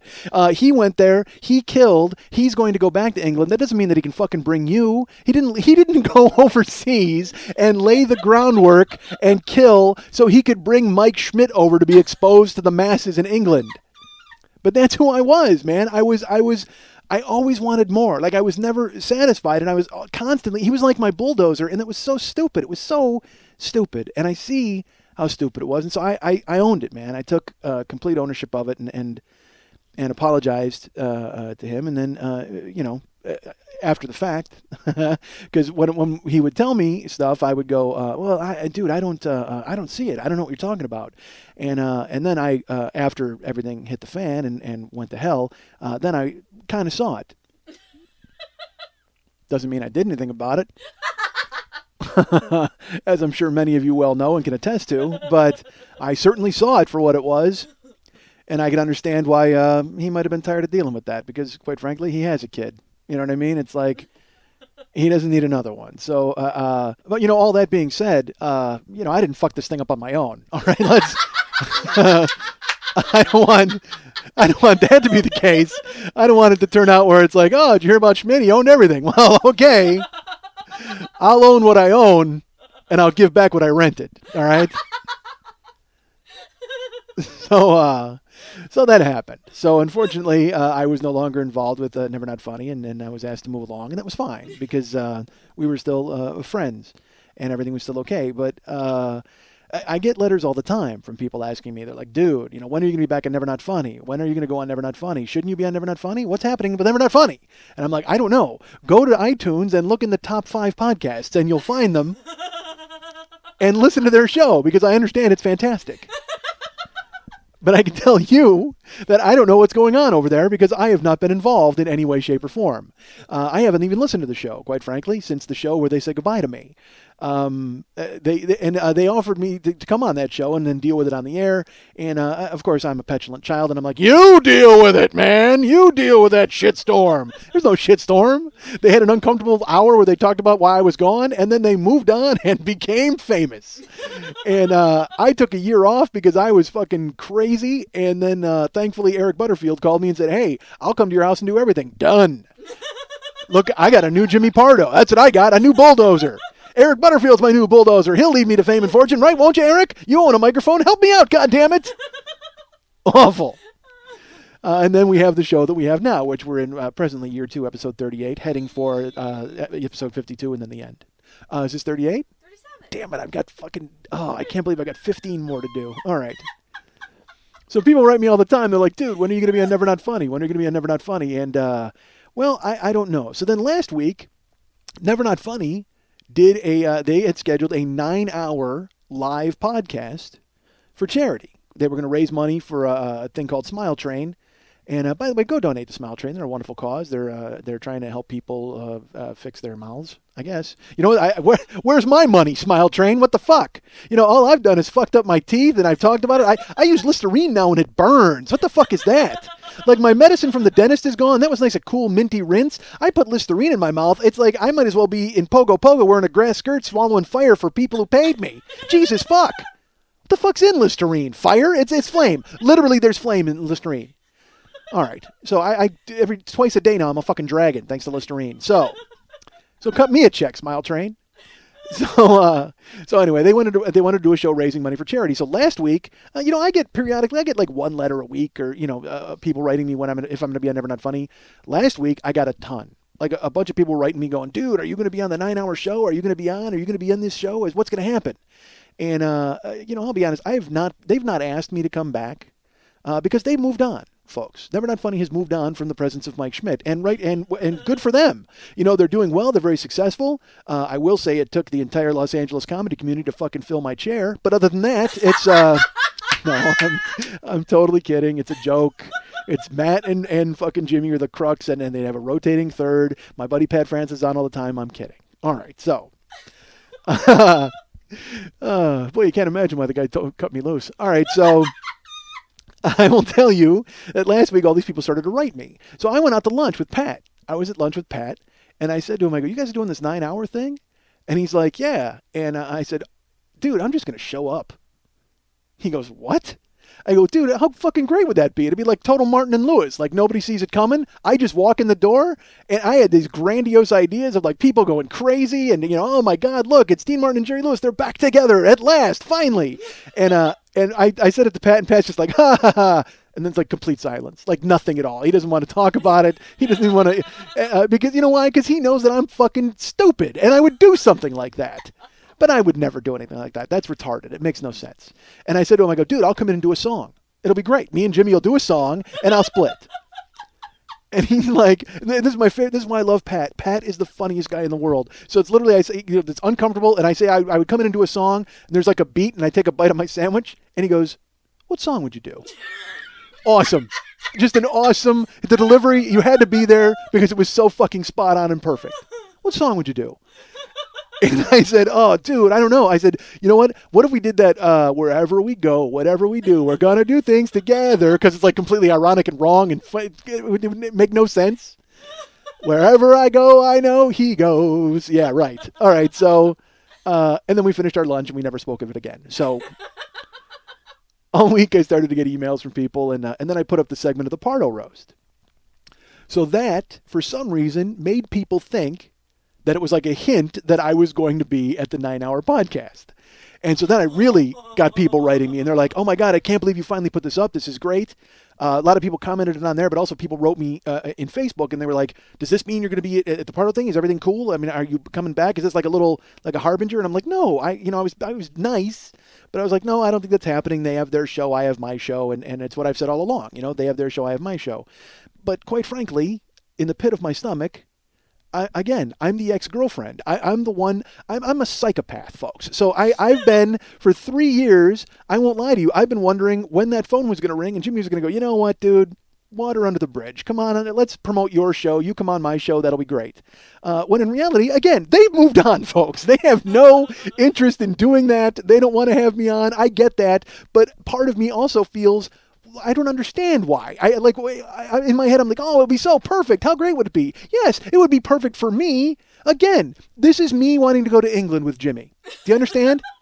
Jimmy got England, and he fucking planted his flag, and everybody loves Jimmy Pardo, and now I'm going to fucking gravy train that and go over there and try to do what I can. Well, that's the thing with Never Not Funny. They're bigger than ever. Certainly bigger than they were when I was there, and now I'm just thinking, fuck, how great would it be to go on there? Because above all, I love talking to my friends. You know what I mean? It's like it would be fun to be on with Pat and Jimmy, and it would be fucking fantastic. So I'm that ex-boyfriend who can't get over it. I can't let it go in my brain. I've let it go. But then in the middle of the night, in the dark recesses of my mind, when I get a fucking email from somebody, I just go, fuck. It's like when Michael sent me the email about the Pardo Roast. Finally, I went, you know what? Fuck. I'll look for it. 4 a.m, I've been sitting there, and people will write me, and I'll go, part of me wants to just type out, I don't fucking know why I haven't been on that show. I was great on that show. But I can't type that. That's retarded. So I always say what I always say. They have their show. I have my show. And again, we're all very happy. Everything's going well for everybody. That's great. So last week, the 9-hour podcast arrives. It was on Friday. And Friday night, I was online, because that's usually when I'll go online late Friday night, like around 11 o'clock. After Karen goes to bed, I go online. And I had like 6 emails from people. And they were all like, dude, they can't stop talking about you at the Pardo. I guess there was a live broadcast of the podcast. It was also on TV. It was on the computer, and there was a chat room. And I guess in the chat room, people were asking if I was going to be on. And Pat made it very clear to them that I was not going to be on. But it didn't stop them, I guess, from asking. And it didn't stop them from emailing me. So I had people emailing me, asking me if I was going to be on. And then someone posted on my page, like on my profile page, dude, they keep talking about you at the podcast chat room. Now, I haven't heard the show since I left. I listened to the show after I left when it was just Jimmy and Matt making the best of a weird situation. And I have not heard it since. Mainly because I don't want to pay to subscribe. I feel if I've earned anything, I've earned a free subscription to this show. But God, I won't even be my mom's friend on Facebook, so I think you people know where the fuck I'm coming from with my crazy fucking head. So I'm sitting at my computer and I go, you know what? Fucking, if people go check it out. So I did. I went and I pulled it up and I turned it on, and I watched it. It was a live broadcast, and in the chat room, people were saying, "Where's Schmitty?" Like they kept talking about me, and I watched Paul Gilmartin. Paul Gilmartin came on, and it made me sad because I love Paul, and I did shows with Paul and Jimmy, and it's so fun. Again, I have chemistry with Jimmy Pardo like nobody else I've ever had in my life.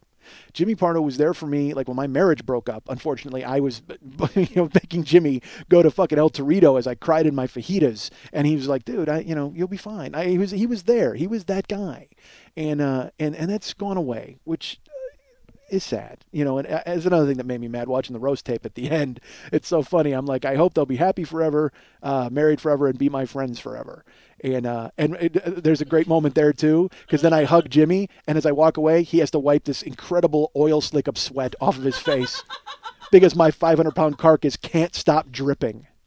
I'm just sitting there self-basting, and to see me say that was, I guess I just miss my friend, to go Shawshank on you. But so I watch it and I see Paul talking, and I'm watching the show progress, and then they put on some other people, and Jordan Morris goes on, and then Jimmy Dore goes on, and people in the chat room, and finally at 4 a.m, which is when you make your best decisions, folks. 4 o'clock in the morning is always when you can be counted on to make a clear-headed, rational decision. I decided I was going down there because it's not far from where I live. I knew exactly where they were. So I gathered up everything I could, dreams of Martin and Lewis in my head, and I grabbed my coat and I got in my car, 4 a.m, and I went down to the studio. And I get down there, and I wanted to be, like I said, I had 10% of me wanted to go because I just wanted to hang out. I wanted to hang out with my friends because I don't do that ever anymore. I just don't. So I really wanted to go and do that. But I'll also admit 90% of me wanted the fucking Martin and Lewis moment. 90% of me wanted to be acknowledged. That's what I wanted. And again, that's unfortunately my pathology, but I craved it. I wanted attention. I wanted something. I don't know what I wanted. Yeah, fuck that. I know what I wanted. I wanted love. I wanted people to remember. You know what I mean? I wanted people to go, fuck yeah, oh my God, he's here. Remember when he was on? It was great. And I wanted to experience that one more time. I really wanted it to happen. So I got in my car and I fucking drove down there. Again, not thinking, because it was a dick move. All right, I fully acknowledge that it was a dick move. But we're friends. I mean, I'm friends with them. They're friends with me. It's not a problem. You know what I mean? I'll show up and let's put it this way. In my head, I'm convinced myself. I'm like, even if I just hung out, that would be cool. Because then still the people that were there, the live audience would be like, oh, I would still get that adulation kind of. And I would get a little rub from that. It would be fun. It wouldn't be as fun as doing the show, but granted, that's only 10% of me. 90% of me thought I'm going to walk in and be a conquering fucking hero and it's going to be great. Because again, folks, I'm fucking crazy. So, I go down, I park my car, and I also, here's how bad it is. I park the car, and there's a couple people, I can see them, like, up by the studio. I wait in my car and crouch down because I don't want to be seen. I think it's going to be such a big deal when I show up. I don't want anybody to know about it. I'm excited. So they go in, and then I walk, and I go upstairs. And I walk over to the door. And they're by the time I get there, again, they're on with door when I'm at my house. It takes 5 minutes to get to where they are. I walk in, they're still on with Jimmy Dore. And I also told myself, I'm not just going to walk in when a guest is on, because that's a fucking asshole move. Because you know what? It's that guest's time. And also, let's face it, the reunion of Mike Schmidt with Never Not Funny is going to be larger than anything that happens. So I certainly don't want to cast a pall or step on anybody else. So you know what? I'll lay in the back, I'll lay in the shadows until the time's appropriate. And then guess what? Everyone's going to love me again. And I walk in. And I open the door, and the way it works is there's a hallway, so I can see right into the studio where they're recording. As I walk in, Pat sees me, and Jimmy Pardo also turns his head because you can feel the breeze of the door opening. And I just put my hand up and I wave, and Pat kind of nods, and Jimmy just turns around, and because they're on the air, they're still broadcasting with Dore, and immediately Jimmy writes a note. He leans forward and he writes a note and he hands it to Matt Belknap. And I know that he just wrote Schmitz here. I know he did. Okay.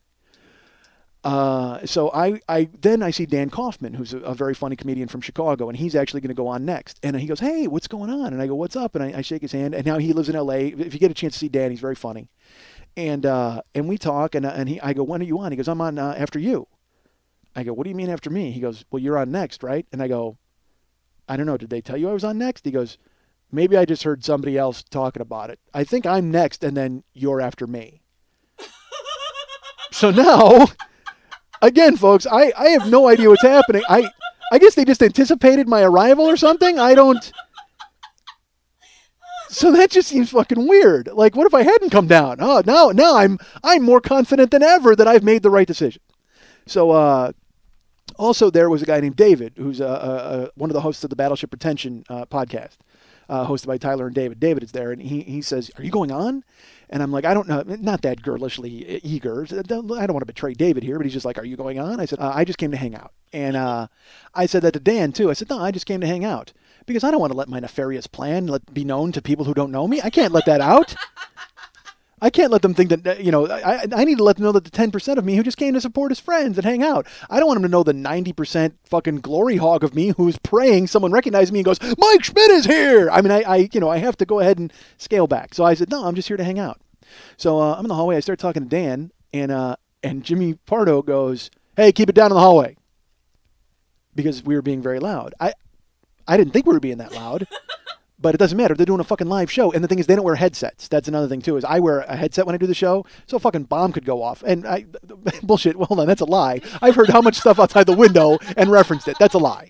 But the bottom line is, if I didn't have my headset on, I'd hear every fucking thing, and I'd want to re-record everything. So, the fact that we were in whispering in the hallway, fucking, they got 4 people trying to record. I'm an asshole. I shouldn't talk. And again, I don't want to talk because I don't want to tip the fact that I'm there. I'm trying to, it's a delicate balance. So Dan and I go in the green room, and I talk to Dan for a little bit, and then we go back out in the hallway, and as I'm standing there, Pat comes out while they're recording, but Pat walks out into the hallway, and he comes up to me, and he goes, "They're not going to put you on, man." And I go, "Oh, it's fine. I just came to hang out." When in reality, we all know that I didn't just come to hang out, because again, folks, I showed up to kick a hornet's nest. That's what I fucking showed up to do. 10% of me wants to be friends with everybody, but the other 90% of me, again, I like chaos, and sometimes I don't mind if I fucking bring it myself. And I just felt that it was time to deal with the situation when, quite frankly, this situation has been dealt with. I realize that. They are past it. I'm dealing with the situation for my own fucking tiny brain. They're fine. They've got a show. They moved on. They want nothing to do with me, and that's the way it is. But stupid me, I'm clinging to the notion that somehow, eventually, someday, everything will be fine again. And it's not. It's not fine. And it's stupid that I would think that it would be. So I show up thinking I'm there to deal with the situation. I'm there to build a bridge, folks. I'm there to build a bridge over troubled waters. You know what? I'm there to build a rainbow bridge over troubled waters. And Never Not Funny people will know what the fuck that means. All right. But I'm finding out that there is no bridge, and there's not even any water. There's not even any troubled. All the troubled is located right here in 6'2", 340 pounds. None of them are troubled. They're all fine. So Pat says, "Look, they're not going to put you on." And I go, "Oh, that's cool. I'm just here to hang out." And he goes, "Yeah, but if you hang out and somebody sees you, they're going to wonder why you're not going on. I said, yeah, well, but we're friends. I mean, I'm just here to hang out with you guys. And he goes, yeah, but that's not going to work. Like, I mean, if you're here but you don't go on, people are going to wonder why you didn't go on, and it's just going to be a thing. And I go, are you telling me I have to leave? He goes, yeah. I said, so I got to split. Because and again, I get it. Okay, I understand that because they don't need me. All right, they don't need me there. I needed to be there. It was dumb. It was a dick move and foolish. And would you expect anything less from me?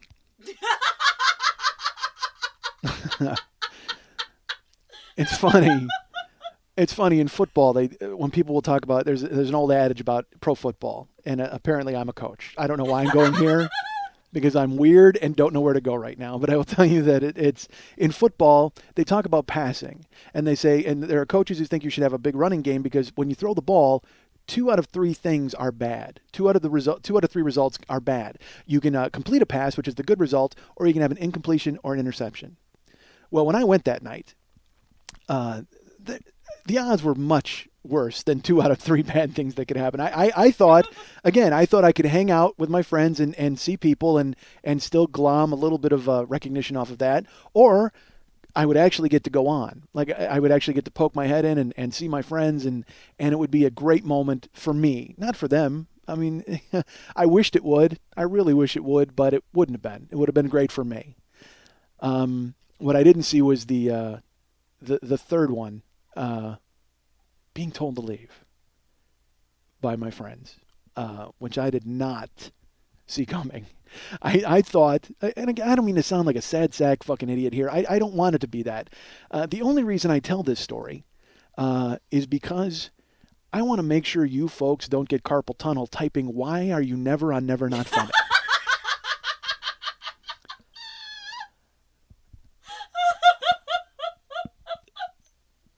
Because I think this will explain to you that you never need to type that again. Pat told me, I said, are you telling me that I got to leave? He said, yeah. And I said goodbye to Dan. I said goodbye to David. And I drove home. And it's funny because, there was still part of me that said, walk in the room. Walk in the room. Because if you walk in the room, they have to deal with it. But as bad a guy as I am, I wouldn't do that because it was not my place to do that. It wasn't even my place to be there. And that was disappointing. So I got in my car and drove home. And then I will tell you this, I turned on the radio and unbelievably, perfectly, I was saved by the Boneyard, which is a heavy metal station. Actually, I was saved by them, but also almost completely betrayed by the Boneyard because I turned it on and literally the first thing I heard was the cowbell of Night Train by Guns N' Roses. And that's always been, that's a go-to song for me, where it's like, if I'm going to fight or if I'm going to do something stupid, I want that song playing somewhere. I want it in my head. So quite frankly, it almost betrayed me because once I heard that song, I wanted to turn my car around. I'm not fucking kidding. I almost wanted to just fucking run upstairs and be like, yeah, that's right. West Coast strutting, one bad motherfucker, rattlesnake suitcase under my arm. I'm back. But instead it saved me because I listened to it and I just fucking turned it up as loud as I could and screamed the lyrics just to get everything out of me, just to purge every horrible feeling, to purge every second guess, because I was mad at myself. Honestly, more than anything, I was mad at myself because it's that same thing you do when you drunk dial somebody at fucking 4 a.m. And then the next morning you're like, why the fuck did I call them? They don't even like me. Yeah. Why the fuck did I go there? It makes no sense. Made no sense. So I fucking screamed Night Train and went back and parked. So all you people who keep wondering and are very nice about it, and I thank you for asking, and I because I wondered too. Except you wondered if I was going to be back on Never Not Funny. I wondered the same thing, except I have nobody to write. I don't have anybody to write and go, hey, when am I back on Never Not Funny?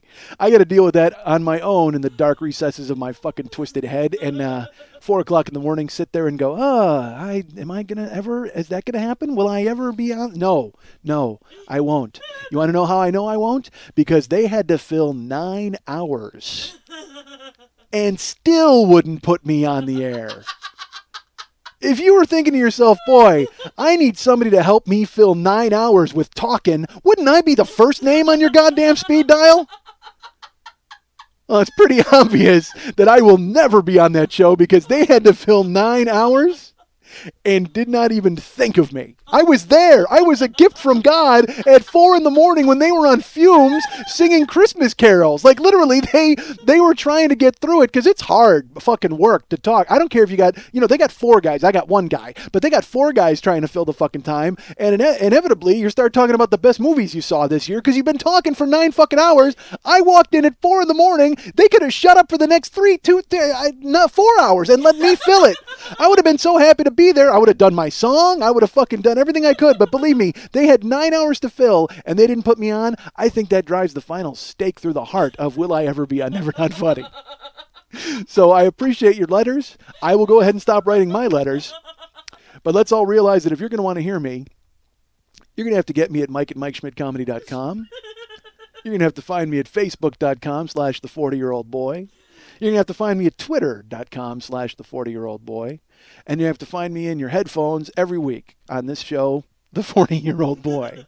And also you can get our friend Lily at Facebook.com/LilyVonStupp, or you can write her an email at Lily@burlesque411.com. That's Lily, Lili, at burlesque411.com.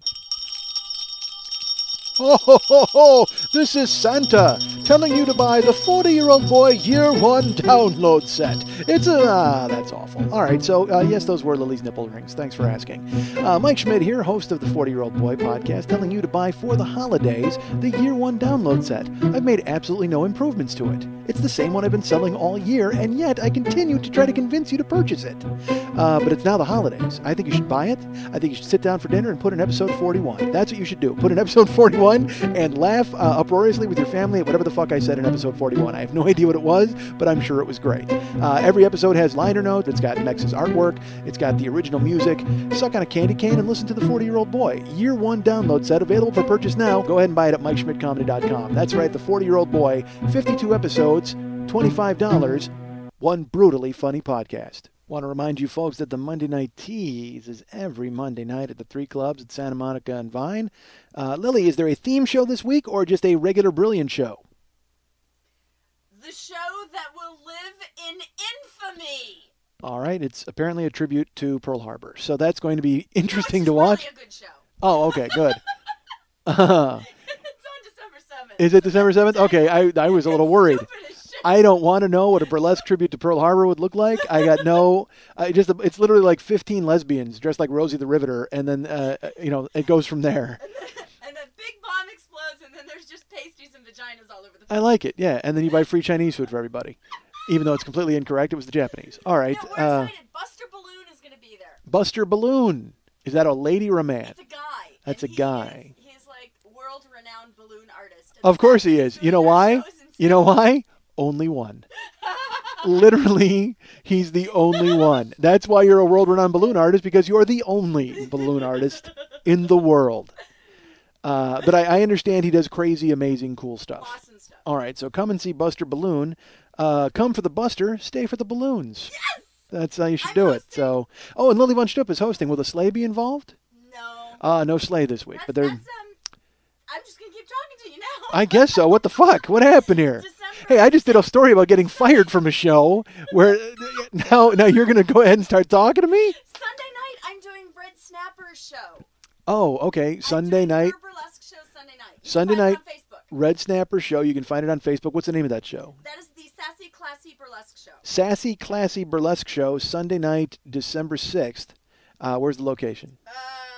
At the Sherry Theater. At the Sherry Theater. And Go that's my to last dance of the year. And that'll be on your Facebook, right? Yes. All right, so that'll be Lily Von Strup's last dance of the year. Go check her out at the Sassy Classy Burlesque show. And if you do go to any of these shows, the Monday Night Tease or the Sassy Classy Burlesque show, any show that I mentioned for her, go up and tell her you're from this podcast. That'd be kind of cool. You get it for a discount. Okay, she's giving a discount? Not Sassy Classy isn't, because that's not her show, folks. But if you go up and mention the 40-year-old boy to Lily and then smack her on the ass, again, you have to do that. That will get you into the Monday Night Tease for a discount, I suppose.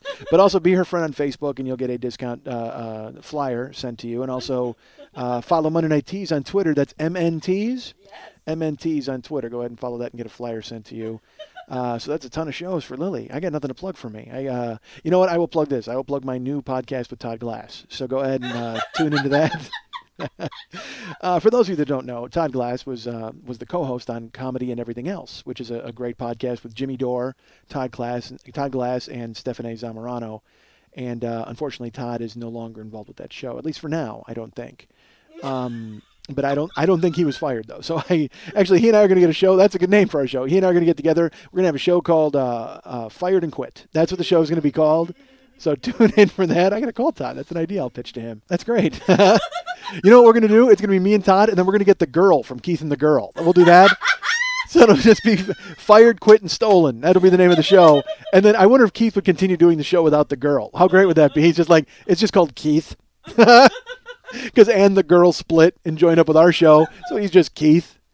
Man, what's happening with podcasts? People are splitting and leaving. That's why I chose to do a one-man show after I bailed. Because I can't fire anybody. Nobody can fire me. I'm autonomous here. Except for Lily. And I think, oh, Christ, we can't. Forget I even said that. We can't have Lily split. That can't be happening. Lily can't leave because this would never get done. I would do the show. You would never hear it. I would literally do it in my house and just talk every Wednesday. And then Thursday morning would come around and I'd be like, wow, I wonder if people liked that. Nobody liked it. You're alone in your apartment, idiot. Maybe Lou the racist bartender heard it through the wall, but I guarantee he didn't hear it because he's fucking slamming phones and yelling fuck. That's not happening. Which, quite frankly, is my show. That's the show that I do alone if Lily gets fired, and I call it that. Slamming phones and yelling fuck. That's it. That's the name of the show. It'll be Todd, me, and the girl. That's it. We'll just do that, and I'll get the anchorman from Onion Radio News, and I'll get somebody from Adam Carolla's posse. You know what? I'm going on a podcast raid. That's what I'm doing. I'm going into every show. I'm going to steal John Oliver. I'm going to steal everybody from those shows and swoop them into my show. I'm going to do and you know what? My show will be like the Sgt. Pepper's album cover of podcasts. It'll just be 1,000 people that you recognize from other fucking shows. And I'll get Pilkington. I'll get him from the Gervais show. I'll go to Bill Simmons' show and steal House. I'll steal somebody from all of these shows and just have a crazy podcast.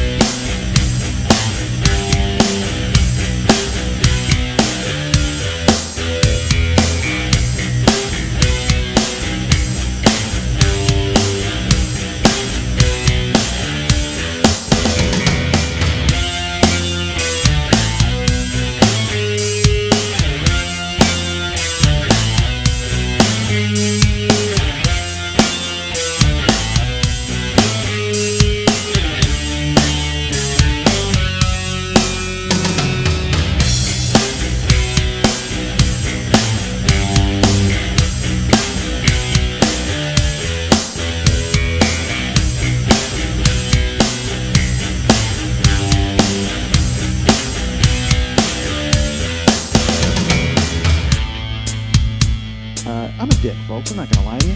I'm a decent guy because I am a jerk. And I'm not a jerk. Man, I'm an awful guy. I'm not an awful guy. I am not a good guy. But I don't think I'm a bad person overall. So, and go ahead and by all means judge that. I'm kind of a jagoff. I got no future. What am I talking about? But I am a jagoff. And I'm not a jerk. I'm a nice guy. It's just I guess I have jerky tendencies. I've done so much ridiculous stuff, and then I wonder afterwards, I'm like, man, how come I don't hang out with anybody? Here's why, because you're a dick.